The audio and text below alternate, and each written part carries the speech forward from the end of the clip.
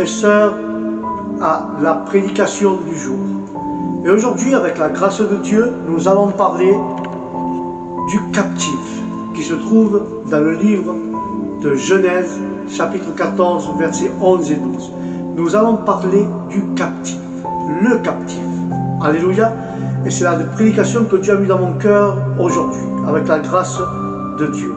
Ceux qui ont une Bible, comme je disais, vous prenez la Genèse, chapitre 14, versets 11 et 12. Et nous lisons la parole au nom du Père, du Fils et du Saint-Esprit.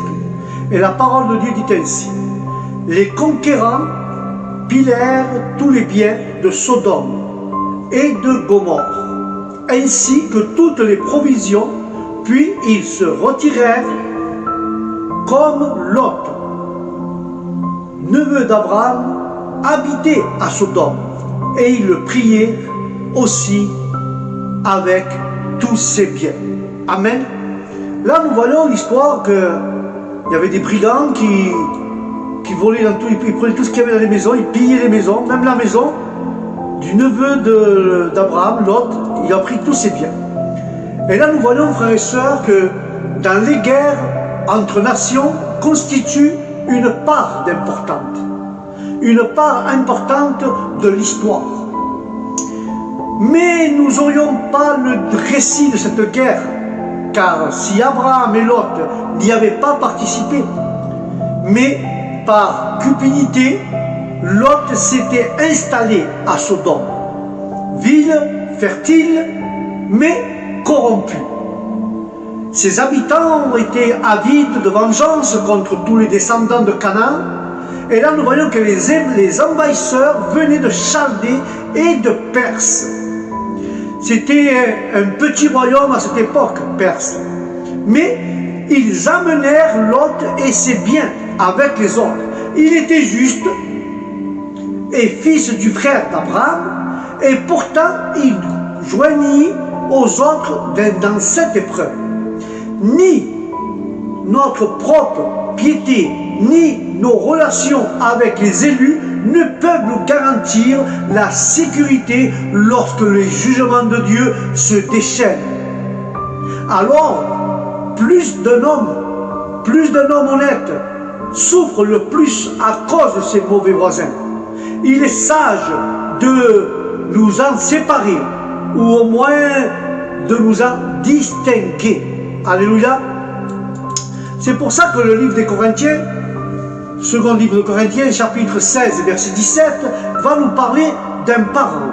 Un parent si proche d'Abraham qui aurait dû être son compagnon et son disciple. Et s'il a choisi de demeurer à Sodome et de son propre chef, et être son propre chef, il a partagé les pertes de Sodome. Lorsque nous nous éloignons, frères et sœurs, du chemin de notre devoir, quand nous nous éloignons du chemin de Dieu, quand nous nous éloignons de la protection divine, et nous pouvons espérer que le choix fait sans impulsion de nos convoitises, mais soit finalement bénéfique, car il nous a pris l'héritage de Lot. Il est juste aux yeux de Dieu de nous priver des plaisirs qui nous éloignent de sa joie. Mais les archéologues ont confirmé l'exactitude historique de ce récit de la première guerre dans la Bible, que lorsque Lot s'était installé à Sodome. Il perdit la protection, Lot.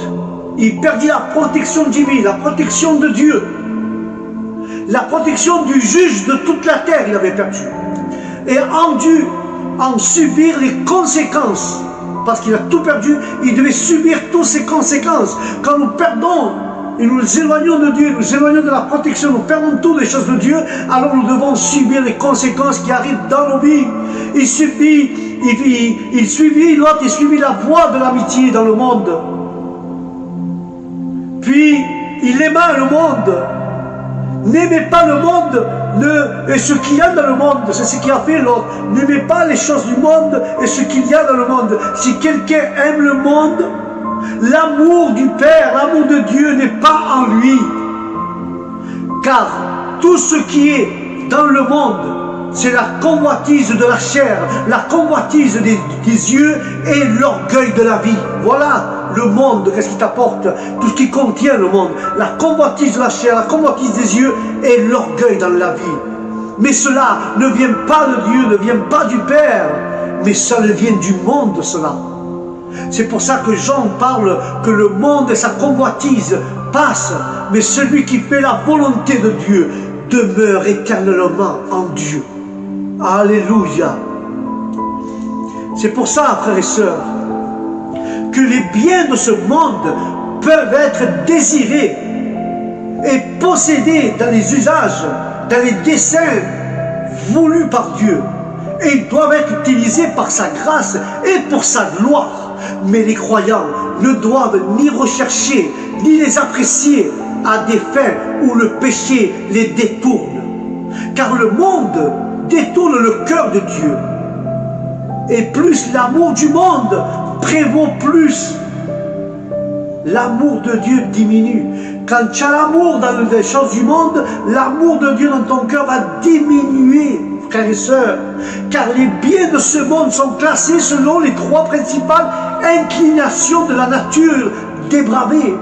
Comme je disais, premièrement, la convoitise de la chair, les mauvais désirs du cœur, l'appétit de se livrer à tout ce qui excite et enflamme les plaisirs sensuels. Le deuxième point, la convoitise des yeux. Les yeux se délectent de richesses des possessions et la convoitise de l'avarice. Mais troisièmement, l'orgueil de la vie. La personne vaine aspire à la grandeur et au faste d'une vie de vaine gloire, ce qui inclut une soif d'horreur et une soif d'honneur et d'applaudissement au nom de Jésus. Car les choses de ce monde s'estompent, mes frères et sœurs, et meurent rapidement. Mais les désirs lui-même s'éteignent vite. Mais l'affection sainte n'est pas comme la convoitise passagère, car l'amour de Dieu ne faillira jamais. Car nombreux sont les efforts vains déployés pour contourner la force de ce passage par des limitations, des distinctions ou des exceptions. Mais beaucoup ont tenté de démontrer juste où on peut aller en étant charnel et en aimant le monde. Mais il est difficile, frères et sœurs, il est difficile de se méprendre sur le sens clair de ces versets. Si cette victoire sur le monde ne prend pas racine dans le cœur, alors l'individu n'a pas de racine en lui-même et s'éloignera de la foi. Ou au mieux, restera un croyant stérile.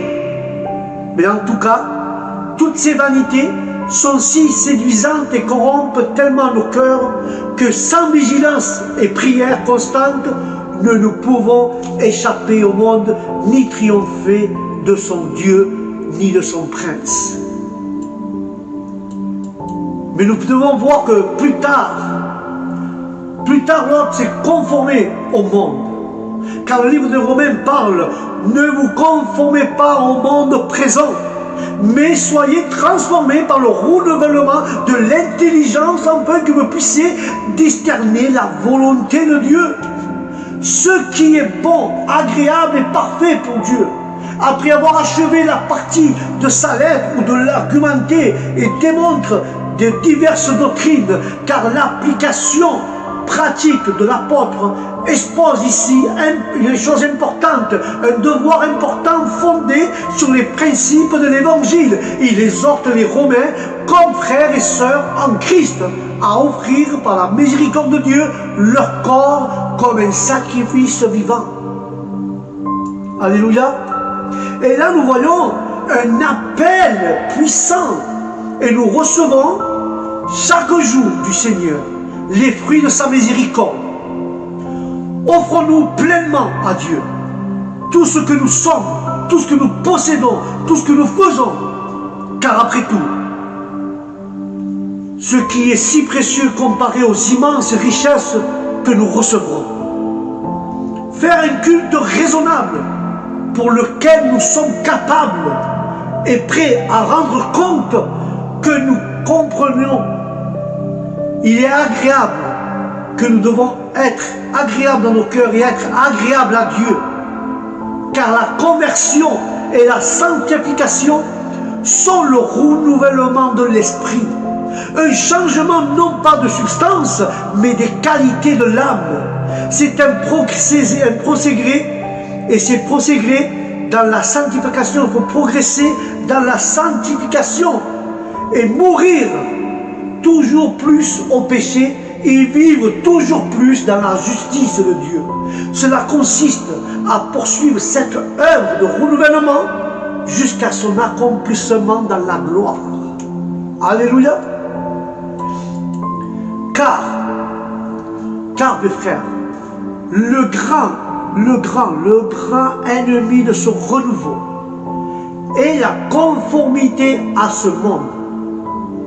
Prenez garde, vous qui m'écoutez, prenez garde et fondez votre bonheur. Prenez garde de ne pas fonder votre bonheur dans les choses de ce monde qui sont éphémères. Ne tombez pas à travers de ceux qui cèdent aux convoitises de la chair et se préoccupent des choses terrestres. Mais l'œuvre du Saint-Esprit commence d'abord dans l'intelligence et s'accomplit dans la volonté. Car les affections et la conduite jusqu'à la transformation complète de la vérité, ou la transformation complète de la personne à l'image de Dieu, dans la connaissance, dans la justice et dans la sainteté, dans la vérité, ainsi nous serons pieux. Et c'est se présenter, être pieux, c'est se présenter, frères et sœurs, devant notre Créateur, devant notre Dieu. Et finalement, il le juge selon le monde. Lui jugera selon le monde, frères et sœurs. C'est pour ça que Corinthiens 11 parle de ça aussi. Mais si nous sommes jugés par le Seigneur, il nous corrige afin que nous essayons et que nous ne soyons pas condamnés dans le monde. C'est pour ça que l'apôtre décrit l'ordonnance sacrée qu'il connaissait par révélation du Christ.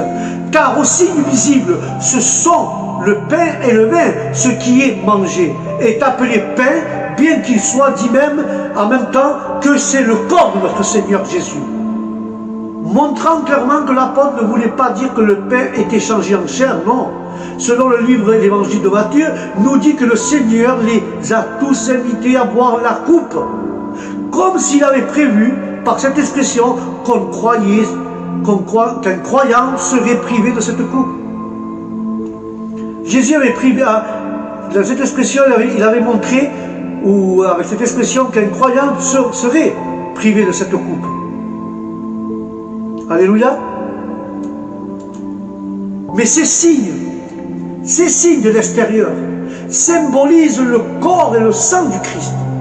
Car son corps est brisé, son sang est déversé, ainsi que tous les bienfaits découlant de sa mort et de son sacrifice. Notre Seigneur, en prenant le pain et la coupe, rendait grâce et rompait le pain et les distribuait. Les communiants, prenez le pain, mangez, prenez la coupe, buvez. C'était un accomplissement d'actes en mémoire de Jésus-Christ. Mais ces gestes extérieurs ne constituent pas ni la totalité ni l'essentiel, ce que doit être accompli lors de cette sainte institution. Car ceux qui participent doivent le reconnaître comme leur Seigneur et de leur vie, et se soumettre à lui et vivre pour lui. Alléluia. C'est pour ça, frères et sœurs, que ce texte nous explique que les objectifs de cette ordonnance, elle ne doit être accomplie en mémoire de qui? De Jésus-Christ. Pour se rappeler de quoi? Que par sa mort, pour nous, pour consommer la vie éternelle et pour rester vivants. Nous devons faire ça en mémoire de Jésus-Christ, à travers de sa mort, pour que nous ayons la vie et nous sommes vivants à travers lui, dans nos esprits. C'est aussi pour nous souvenir qu'il intercède pour nous à la droite de Dieu par la vertu de sa mort. Il ne s'agit pas seulement de se souvenir de notre Seigneur Jésus-Christ, de ce qu'il a fait, ce qu'il a souffert, mais aussi de célébrer sa grâce dans notre rédemption. Nous proclamons que sa mort est notre vie, la source de tout notre réconfort, de toute notre espérance.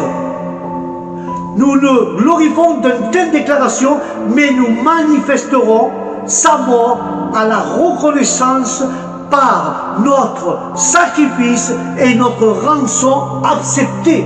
C'est pour ça que la Sainte Seine n'est pas une ordonnance à observer seulement pour un temps, mais elle doit être perpétuelle au nom de Jésus. Alléluia.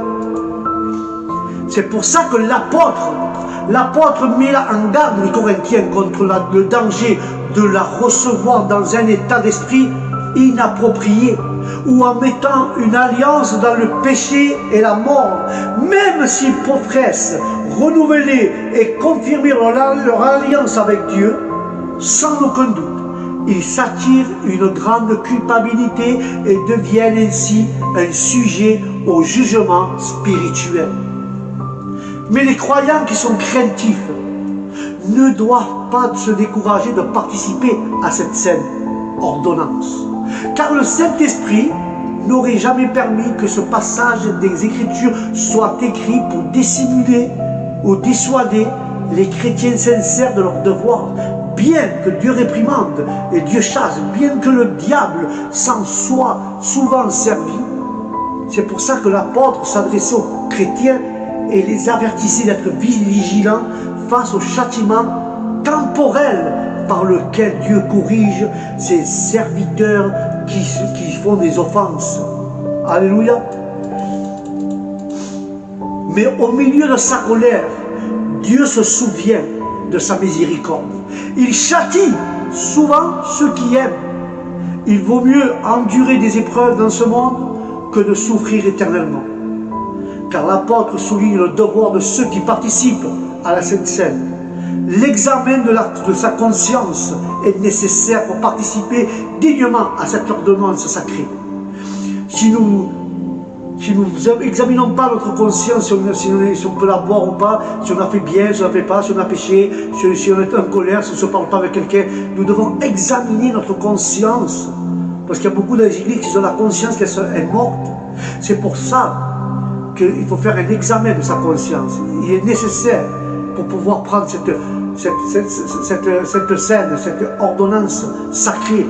Et si nous devons nous examiner minutieusement, pas à la va-vite, nous devons bien analyser, nous devons être minutieusement bien examinant l'intérieur, tout ce qu'on a fait dans la semaine. Nous devons bien examiner minutieusement, afin de ne pas être condamnés, afin de condamner et de ne pas être condamné et que Dieu nous puisse corriger ce qui nous semble être erroné.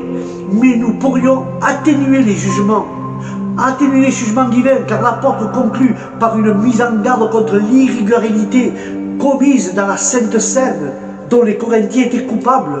Soyons tous, frères et sœurs, vigilants à ce regard, à un égard de peur de participer au culte de Dieu, d'une manière qu'il le provoque et attire sur nous sa vengeance.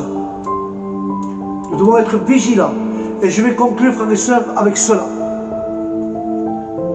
Lot pensait que Sodome était un lieu de paix et de protection. Or, ce ne fut qu'une période de guerre et de danger. Les saints, les chrétiens, les saints qui vivent en Christ, les saints sont rarement capturés soudainement par le monde. C'est rare que les chrétiens soient capturés soudainement par le monde. Ils y pénètrent progressivement d'eux-mêmes, mais le monde ne capture pas d'un coup.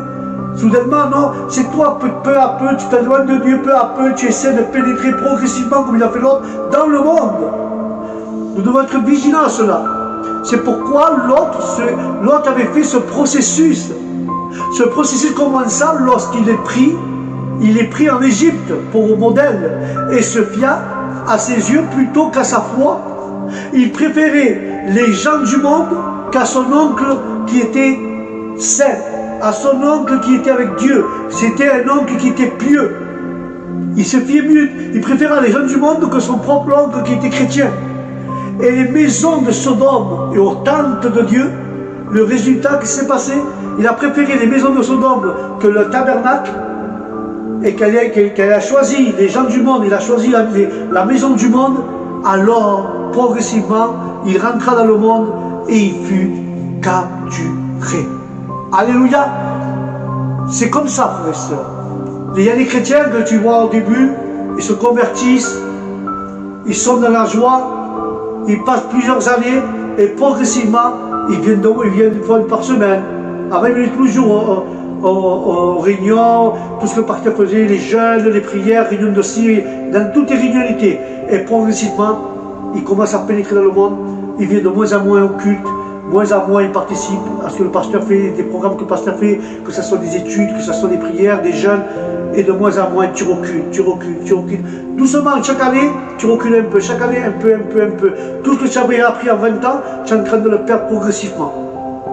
Et quand tu perds possiblement, et tu choisis, je préfère un peu avec les amis, profiter un peu de la vie, et tu t'éloignes de la maison de Dieu, et tu rentres dans les maisons du monde avec les copains, avec la famille, qui ne sont pas convertis, et patati, et patata, au fur et à mesure que les années passent, au bout de 10 ans, 15 ans, 20 ans, tu as préféré choisir le monde et les gens du monde que les chrétiens et l'église de Dieu.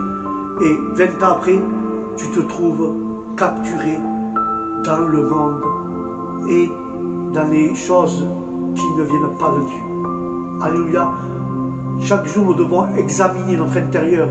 Si nous faisons un pas vers Dieu ou si nous faisons un pas en arrière et nous faisons vers le monde. Nous devons faire attention si nous faisons un pas chaque jour à Dieu ou si nous reculons d'un pas et nous approchons du monde. Soyez vigilants. À chaque fois que tu prends cette scène, souviens-toi, c'est pour corriger ta conscience et pour que tu puisses récapituler minutieusement tout ce que tu as fait dans la semaine. Si tu es près du monde ou près de Dieu, si tu as fait un pas pour le monde ou si tu as fait un pas pour Dieu. Voilà mes frères et mes sœurs. Il y a beaucoup de captifs qui se sont fait capturer d'un coup dans le monde, pas d'un coup mais progressivement, peu à peu, ils allaient moins à l'église, moins dans les réunions de prière, et petit à petit, ils se sont fait capturer dans le monde, car ils ont pénétré progressivement, ils ne se sont jamais rendu compte, et aujourd'hui, ils sont captifs dans les choses du monde. Alors, soyez vigilants, frères et sœurs. Amen. Voilà, c'était la prédication du jour. Je vous dis au prochain programme prédication du jour, que la paix de Dieu soit dans vos familles et que le Saint-Esprit vous accompagne où ce que vous y allez. Et je vous dis avec la grâce de Dieu au prochain programme, que Dieu vous bénisse. Shalom.